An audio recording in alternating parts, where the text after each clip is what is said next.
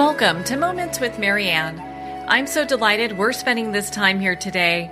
We have a very empowering show coming right up with special guest Rachael O'Meara, and she's here today to share with us her new book, Pause, Harnessing the Life-Changing Power of Giving Yourself a Break. Now, Rachael's a transformational leadership coach and speaker who assists others to fulfill their potential.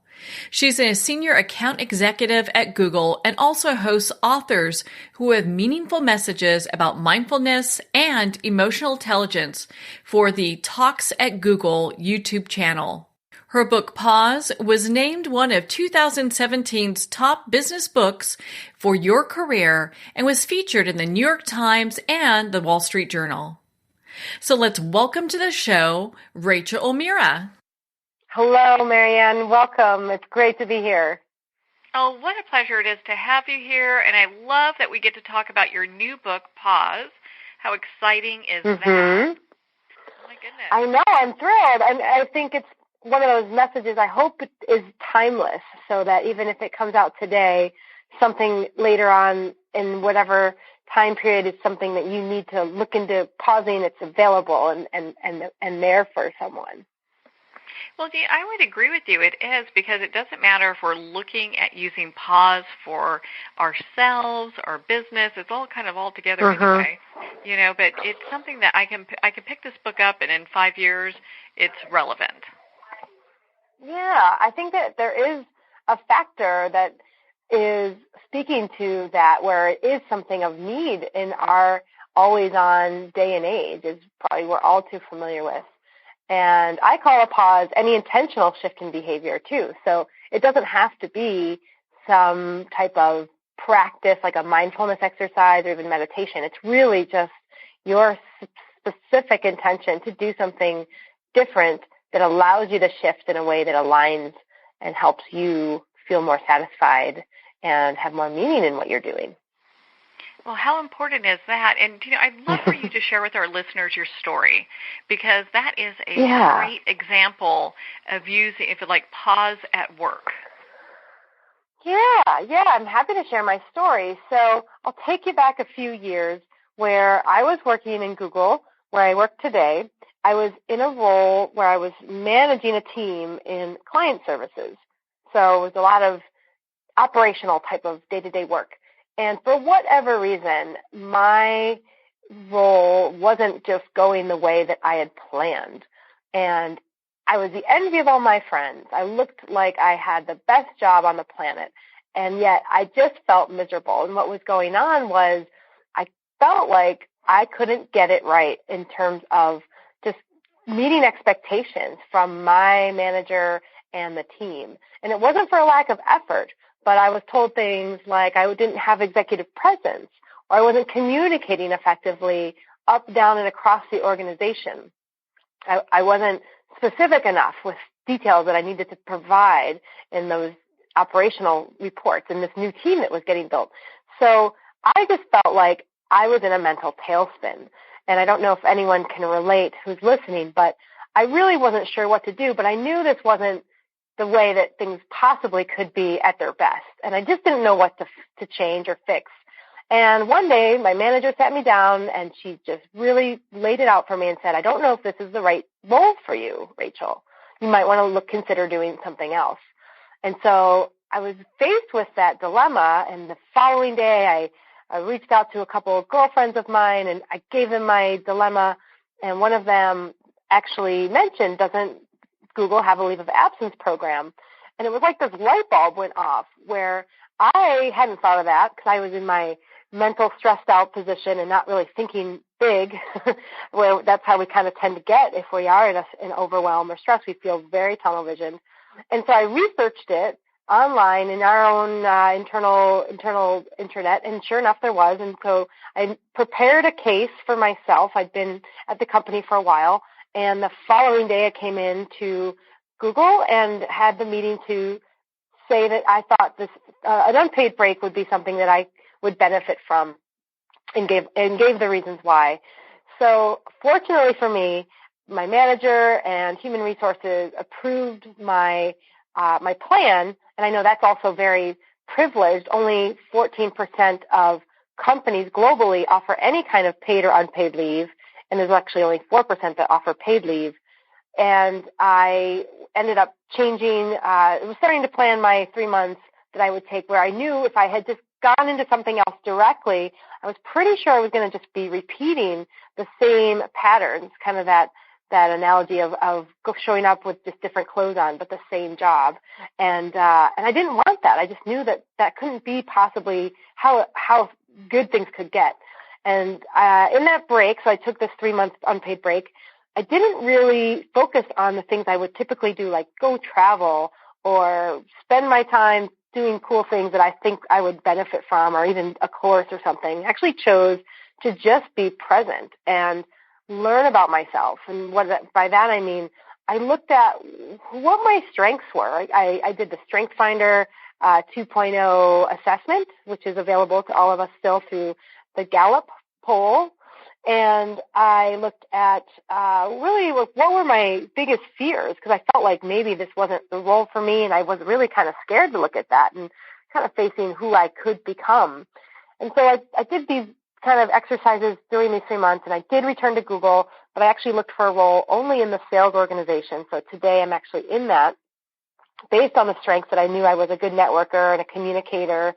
And I was also validating this with colleagues and trusted friends of mine who I would ask them, like, I'm not really sure if I know what I'm good at anymore. What do you think I'm good at? And I would get these affirmations, which were actually at the time, little did I know it, were really helpful and supportive for me.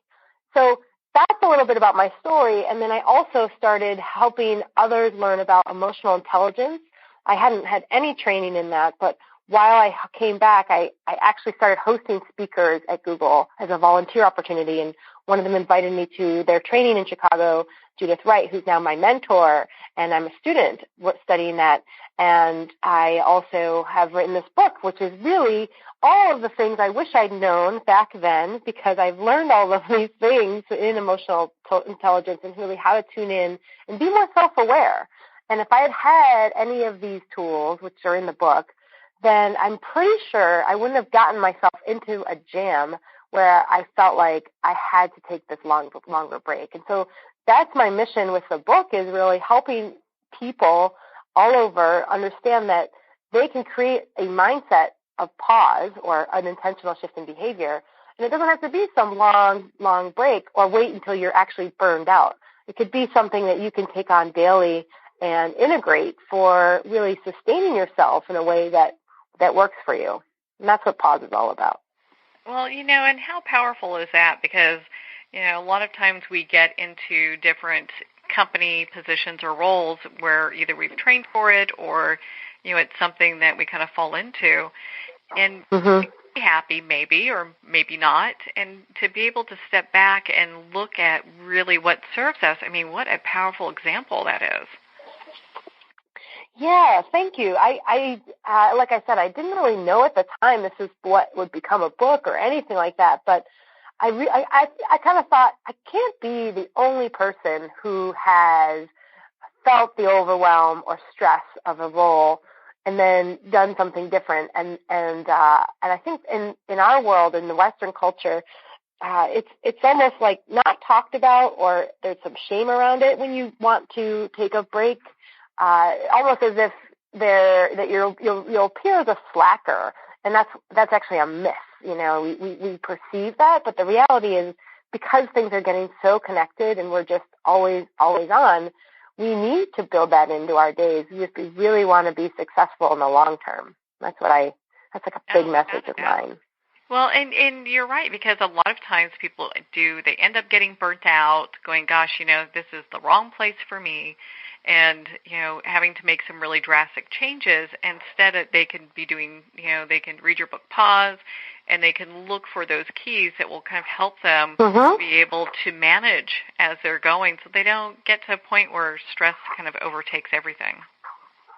Exactly, and I actually have a chapter called The 5 Signs when you know you need a pause, and these all were signs that I had received, and they're just the starting point. And you may have one of them, or all 5 of them, or even your own unique ways where you're like, maybe I need a pause. And it, again, doesn't have to be a long break. Mine happened to be an extended pause, but it could be half of an afternoon on a Saturday that you take to think about something that's been on your mind. So it could be an hour. It could be not having your phone turned on at a dinner or a meal. I mean, these are daily device pauses, and there's very all different kinds of that. And I'm happy to go through the signs if that's something of interest. Oh, of course, yes. I'd love for you to share with our listeners what those are so they can kind of, as we're going through this, decide, gosh, is this something I need to investigate more? And if so, getting the book Pause is a perfect way to start this new year. Yeah, exactly. So the 5 signs you know you need a pause, and you can go along with me as you listen if you want to just keep track of, give yourself a point for each one of these. So the first sign is you used to love your job and now you loathe it. And this could be for anything, from an entrepreneur to a part-time worker or volunteer or anything. So there was this spark you used to have, and just right now it's not going so great, and you're almost dreading wanting to go. The second sign is that your boss tells you it's not working out. So this is an obvious one. It might not be a direct conversation, but it could be the proverbial pink slip, as I like to say, where maybe you get a hint from another colleague, or you actually get a hint from yourself and say, maybe this isn't what I want to do anymore. And you're just thinking about it. It's like you're exploring that question. The third sign is that you have a technology intervention, and this is a big one because you can give yourself the intervention, and you may think you're tethered to your device too much, whether it's a phone or a laptop or your emails or your social media, or maybe it's a loved one or someone where your relationship is at stake. That could be a family member, and pretty much there's all kinds of ways you can shift how you interact with technology, but pretty much if you're giving yourself the intervention or someone else, it's a good sign that potentially a pause is in order. That's a big one. So that's the third one. And then the fourth one is there is an opportunity arises. So there might be something that you're just having this itch to do. It could be a trip. It could be a passion project you've been putting off for years or any time period. Or it could be maybe starting something on the side that you just want to be exploring. Your curiosity has gotten to you, and there's an art project burning inside of you that's waiting to come out creativity-wise. Who knows? There's a whole list of those things. So that's the opportunity knocks. And then the last one is there's actually a challenge. And the challenge is, as you know, any adversity you might be facing. And a lot of times we love to muscle through this. I know for me personally, I'm a huge muscle through it kind of woman. I was a rowing champion. I lived in New York for 10 years. I feel like my whole bloodline and my blood is just like go, go, go. And I can do this if I just roll up my sleeves. And yes, to some extent that can work. But again, it's a long-term game. So if you're dealing with a loss or a huge health issue, whether it's you or someone you love, there are ways that you can deal with that require pausing, and it doesn't have to be interfering with a long-term thing like your job. I mean, these are things that you can take moment by moment any day and have. So those are the 5 signs. You used to love your job, now you loathe it. Your boss tells you it's not working out. You have a technology intervention. You have an opportunity that knocks or an adverse challenge. And so there's 5 there. If you tally those up in your mind, if you've got one of those, that's actually a sign that a pause could be in order. And if you have more than 3, 4, 5, then it's probably pretty important, and it's something to be thinking about and how you can align so that you just feel more satisfied and thrive in what you're doing every day. I think that's what we all are wanting.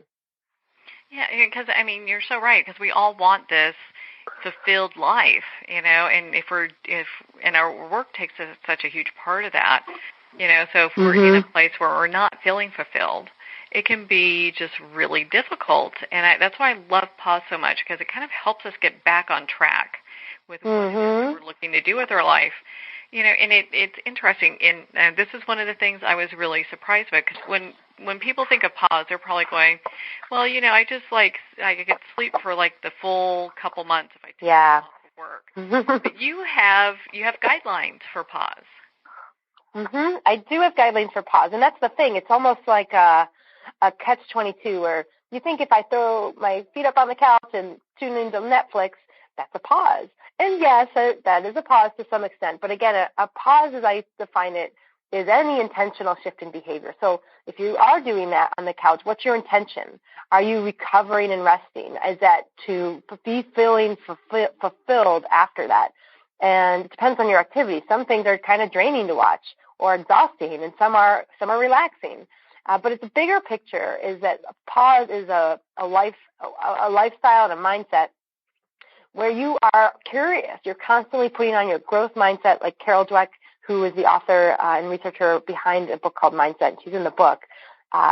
She's been a big influence of mine because I know without my growth mindset or beginner's mind, a lot of this I would just kind of brush off, just like we were saying. Like you might be listening and being like, yeah, I'll put my feet up on the couch or go to the beach. And those are good. But the thing is, if we're not really learning and growing, then we're not necessarily nourishing ourselves. And that's really what I think is behind a pause, is that you feel sustained and that you feel refreshed and renewed so that you do feel aligned. And to give you an idea, like that might be a risk that you take or a conversation you have with someone you care about that you may not have ventured into having. Maybe there was a fear of hurting someone's feelings or saying a truth that was a little bit scary to share. And those to me are a pause as well, because those are the things that move us forward in life that do bring us satisfaction. And there might be short-term things like the fear you feel or even pain or healing that has to happen. And that's okay because we're all human. But pausing is this a way of being that is, I'm hoping, can be a movement where we really just come out of this world of always on and autopilot, because that's how we are as people. We have autopilot minds, and unconsciously our brains are thinking 90% plus time unconsciously, believe it or not. So if we can actually shift these behaviors moment by moment, then we're able to really shift how we are in the day, how we are thinking about things, how we are behaving and being with others, and you're also feeling good about it. Yeah. Don't we need more of that? My goodness. Because, I mean, we look at it, I mean, we really are a society, when we talk with just about everybody, I mean, they're stressed, they're overstressed, they're feeling very pressured, and to be able to get a place where you can kind of de-stress on a daily basis, because I love how you can use pause daily. It's beneficial for people just to, kind of get into a place where they're being a little bit more themselves as opposed to feeling like they're being chased by wolves, Yeah, and I actually have a bunch of suggested daily pauses that I think are great to do no matter where you are. They don't require potentially finances and money, time or activity. It's actually about what you create for yourself. And one pause, if you are interested, I can share a few. That might be helpful. Yeah, so there's a few, and one is just my favorite go-to called the belly breath pause. You can probably imagine what this is, but anyone who's listening here with us, I invite you to join us where you sit up straight. Maybe you're driving or just walking and you've got your feet on the ground, your legs uncrossed, your arms uncrossed, and if you can close your eyes. You don't have to, but you can lower your gaze and kind of soften it so that it's very peripheral and you're not really focused. But if you go ahead and take one hand and put it on your diaphragm or your heart, and to take one breath, inhaling through your nose, exhaling through your mouth. And go ahead and remove your hand, open your eyes, blink a few times, and that's really one pause. Like that is a daily pause you could do anytime, and maybe one breath isn't enough to get you there this time, but it's a start, and that's how change happens, is little baby steps. So a belly breath pause is a great way to go. No matter where you are, you always have your breath. We all know how to breathe. It's just bringing a conscious breath into your day. That's just one, and that's easy. You can build up to 10 breaths is my invitation there if anyone feels like they liked that. Another one is you can do something. I think a lot of times people think it takes a lot of time where you might want to be doing something else. And I actually disagree with that, because I think one of my mentors, her favorite quote is, if you feel like it's a waste of time, then do you feel like you have time to feel like crap? And I love that, because it's probably something we don't want to feel. So mindfulness, where that's a big buzzword right now, but really all that is bringing attention to what you're doing. So if you do an activity you already do, it might even be walking down a hallway, or getting the mail, or eating a meal, sipping a cup of tea, brushing your teeth, washing your hair. These are all things that we do day to day, and sometimes we're just mindless in it. But if you actually bring focus to the five senses, so what do you see, what do you feel, what do you hear, what do you touch, what do you smell, that is activating different parts of your brain and helps to bring you into the real present moment, the here and now. And so I invite you to, next time you brush your teeth, maybe tonight, the way it feels, the bristles on your teeth and the bubbles and the foam, and how is that? And that's just all you need to do is take a minute for that. Walking in nature is so important, and that is an intentional shift in behavior. And it might just be around the block or down the street, the block from the train station to your apartment or to work. That's a really big one too. So outdoor pausing is a great way to go, and we all can identify with why it matters to be outdoors and just getting away from maybe a routine that makes us feel a little stuck sometimes. So those are just a couple examples, and I have a whole bunch of other ones that are in the book, and ways to just be thinking about it. And there's no wrong way to do this either. So it's about coming up with what works for you and experimenting with a few of these so that you can try a few on, see which ones stick, which ones you like, and build them from there. And gratitude practice is another one, and journaling. All of these are really, really positive, powerful ways to pause. That's a lot of P's. Yeah. Well, and I know we're briefly covering this. I mean, you go into such great detail in your book in regards to the different ways that we can go ahead and pause and how we can implement those in our life. One of the questions I have, I think I have time for one or two more questions here, is, when we do the pause, do we have to have a goal, or is it something that is kind of open-ended? I love that. So when you pause, I don't think you need to have a goal. I think the intention is more important, and I would just call the intention, like, how do you want to be after this pause, whether it's a breath or the afternoon, and think about your state. And I would invite you to think about that instead. So it doesn't have, because what happens is when we get thought and caught up in the goals, our thinking brains go crazy. They love it. It's like this constant feed of information and data, and you're thinking about things, and then it leads to another thought, and you're thinking again. And the next thing you know is you've kind of lost the whole purpose of being present, right? So instead of goals, it's easy to get sidetracked on that. You can actually just name a feeling. This is a really good tool as well. And where I study at the Wright Foundation, we have 5 primary emotions. So there's fear, joy, sadness, anger, and then the 5th one is hurt. Fear, joy, sadness, anger, hurt. And there's other schools of thought that have maybe a slightly different variation there.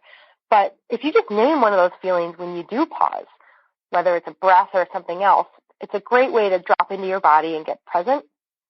And then you can think about your intention. Like, how do I want to be? I want to feel refreshed. I want to feel here. I don't want to feel in my head and in this stressed out zone anymore. It's just a powerful way to shift. And I always say, for pausing, think about it like the broad brush strokes, like when you're painting on a canvas, you're just putting a brush stroke on there, a big swath of blue or something, and you're not putting in all those fine pencil line details. You don't have to have it all figured out. And that's kind of the magic of pausing as well, because if we plan and overplan things, that tends to kind of not have as much impact as it could if we just choose to be and see where it takes us. Well, and sometimes people, I mean, I've done it myself, we can kind of get stuck in the planning, Oh, yeah. And then there's the whole, it can lead into the analysis paralysis with just all kinds of things coming at you. And then we're just right back where we were. So that's part of the magic of pausing to me, is not having a plan. And I talk about this in the book because in my pause, I didn't know if I was coming back to Google. I mean, mine was an extended one, but I had no idea what was going to happen. And I was in this unknown. And that's also, I think, a way a pause works, is you're in this unknown. And like, even take an example where you've lost a job, or you're in a transition between jobs. You may not have even lost it, but you're just looking for a role, coming back to work or something like that. That is a state of the unknown, and theoretically, in my eyes, it's a pause. It's an intentional shift in behavior. But we don't know necessarily what's on the other side of that. So it's about being with yourself, that self-awareness, maybe naming a feeling, and trusting that you're okay, and trust that you may not have it all figured out, and that's all right. And it's actually probably better you don't have it figured out, which means possibilities can happen, and opportunities can emerge if you stay open and curious in that growth mindset. And if you have the intention, setting the boundaries and the rules, and this is part of what you were talking about earlier. So maybe you make some rules up in that longer pause, and you say, I reach out to 5 people a day. I'm going to call 5 colleagues and make 5 connections so that I can move forward in my job search. And that's 5 is probably pretty low. You could start with 5. You could start with 1, and you build it up. And rules and boundaries like that are really critical as well to creating structure for longer pauses. But like I said, you don't have to have it all figured out, and it's actually better if you don't. Well, and I think that's perfect, because that way your pause doesn't end up being, going comatose, watching, doing some binge on some series, Exactly, yeah. And then we get lost in that too, right? We're like sucked in. I know I'm a big culprit of binge watching, and we all love it. It's like we get hooked into an episode, and then there's the next hook for the next episode, and we want to watch. And I mean, we're all kind of looped in. So it's really important to consciously even pause from that, just get up and get a glass of water or something, because it's just easy to get in those, I'll call it a Netflix trance. Yeah, that's not necessarily the same as a pause. Yeah. Yeah, that's kind of checking out, really. Well, as opposed to being mindful in regards to where you are, Yeah, and that's a key difference, I think, in kind of what you're saying is being conscious and aware. So this is all about your own self-awareness. So that's the beauty of intentional shift in behavior or pause, is that you're bringing a new way of thinking and being to whatever you're doing. So you're in this conscious or aware world that may have historically not have existed for you, or you just really weren't tuned in. And it's like a dial. Like you can dial it up when you want it more, and just remember to do it more. But it's not easy, and we like to not do that all the time. So it's about striking what works for you as well. But it's the place to start and know you can create what you want, but it takes that conscious effort. Well, Rachael, we're at the start of a new year, and we've got 2 days before the new year starts. What do you want readers to take away from your book, or what are your thoughts in regards to how to use this book for the new year? Yeah, I know. The new year is such a great, I want to say, segue into the new you and thinking about who you can become. And I think we all do this as an annual cycle shows up again. And so for what I would hope is that you who can see that there's maybe different things ahead of you. There's possibilities out there for you. Maybe you don't know how to get them. Maybe there's desires and deeper things that you're desiring and wanting, but you just don't really know how to get there. And so to me, the tool to get there is to pause. And again, it's an intentional shift in behavior. So if you ask yourself, this coming year, even January, what do I want to be different? What would I want to change? You could even start with a challenge. What's my biggest challenge right now, or what's my block? And then you can spend and dedicate some time, i.e. a pause, towards just being with that, being in the inquiry of it, maybe journaling about it, maybe thinking about it, and just sitting with it. And know that you don't have to have the answers, but if you allow yourself to kind of sit with it, that those things tend to emerge. You might start feeling things a little differently or get new ideas, because if we rush into solutions, sometimes we miss some things that are there. So I think a pause is such a great way to have new possibilities, especially in the new year as we're in this creative time of what do we want, how do we want things to be different, and what do I want my year to look like? And then it can be a practice too. So it's a tool and it's also a practice. So how can you build in a pause mindset for yourself? Meaning, is there a way you'd want to pause daily? And it might be not eating lunch at your desk. I mean, this is one I've had for a few years now. But start small. Start with the little things, because that's how change is made. And go for that, and then use the pause as a time to be and reflect. And know that that's in service to your doing. And you're not a slacker, but you're knowing there's more out there for you, and the pause is an option for you to get there. I think that's fabulous advice. Knowing, where can people connect with you, and do you offer any type of coaching or one-on-one for people that want to jump start? Yeah, I do. So I do have a website, RachaelO'Meara.com. I also have a podcast called The Pausecast, and I offer a free gift. So if you are interested, I'm offering some spots. I've opened up my calendar for a 30-minute Pause and Thrive breakthrough session. So Pause and Thrive is a way that I like to think about what could be different for you. And if you go to my website, RachaelO'Meara.com, and you'll be able to click on the link that says schedule a Pause and Thrive session, which is on the coaching page. And I do offer coaching. I have a course called Thrive, Lead, and Succeed, which is a great course, which will be starting in a few months. And you can learn more about that, too, when we talk. Well, Rachael, thank you so much for taking the time not only to share your wisdom and insights with us today, and, of course, your just compelling story, but also your book, Pause. We really appreciate it. Well, thank you, Marianne. It was wonderful to be here, and I am so excited to share my message, especially as our year winds down and we think about what could be different. Thank you. Well, thank you so much, Rachael. It has been such an honor to spend this time with you, and of course, to talk about your new book, Pause, Harnessing the Life-Changing Power of Giving Yourself a Break. Again, if you'd like to connect with Rachael, you can at her website, RachaelO'Meara.com. We'll have the link below, and make sure to be part of her community. Well, we're at the end of our time today. I would like to thank everyone for tuning in. You're listening to Moments with Marianne. And remember, make every moment count.